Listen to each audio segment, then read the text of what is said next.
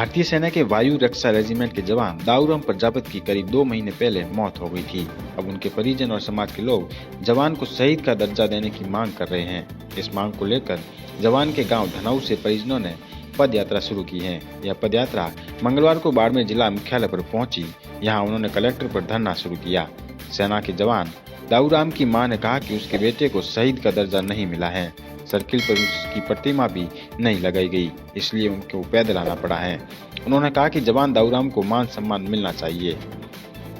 प्रजापति युवा शक्ति संगठन के अध्यक्ष नारायण प्रजापति ने बताया कि 24 सितंबर को जम्मू कश्मीर में ट्रेनिंग के दौरान जवान की अचानक तबीयत बिगड़ी और इलाज के दौरान निधन हो गया था। उन्होंने बताया कि जवान का पार्थिव शरीर यहां आया था, तब जनप्रतिनिधि और प्रशासन के अधिकारियों ने आश्वासन दिया था कि जवान दाऊराम को उचित सम्मान देंगे।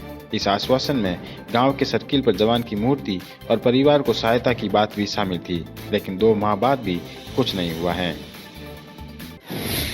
आज से तकरीबन 2 महीने 6 दिन पहले एक दाऊ प्रजापति नाम का बच्चा शहीद हुआ है धनाऊ गांव में। तो वहाँ प्रतिनिधि और अपने विधायक महोदय और भी सारे लोग, जितने भी राजनीतिक प्रक्रिया के लोग थे, वो सारे लोग आए थे।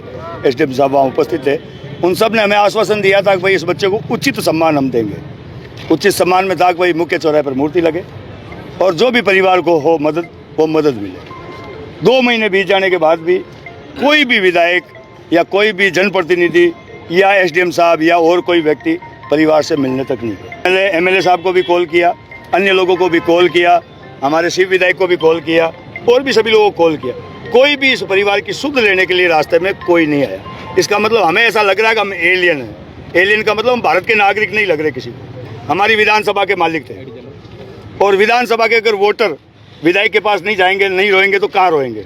विधायक हमारा धनी है तो हम उसके पास रोने गए थे, लेकिन विधायक जी ने रात को आश्वासन दिया है कि आप कलेक्टर को ज्ञापन नहीं दोगे, कहीं किसी को मतलब बातें नहीं करोगे, 5 दिनों के भीतर हम आपकी कार्रवाई कर देंगे, आप घर चले जाओ। हमने उनको कहा हम घर नहीं जाएंगे, हम धरने पर 5 दिन शांत होकर बैठ जाएंगे। आप हमारा 5 दिनों में काम करके हमें हाथ में कागज दे दो, हम घर चले जाएंगे।